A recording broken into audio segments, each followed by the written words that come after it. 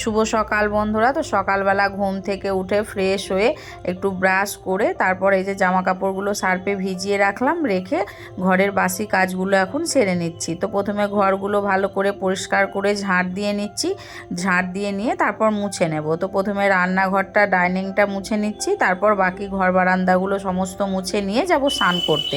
তো স্নান করতেই যাচ্ছিলাম, তো আমাদের দাদাভাই নিয়ে এসছে চিকেন। তো ভাবলাম স্নান করার আগে চিকেনটা ধুয়ে রাখি, তারপর স্নান করে নেব। তো চিকেনটা ধুয়ে ভালো করে ঢাকা দিয়ে রাখলাম, তারপর বেসিনটাও নোংরা হয়েছিল সেটাও পরিষ্কার করে নিয়ে চলে গেলাম স্নান করতে।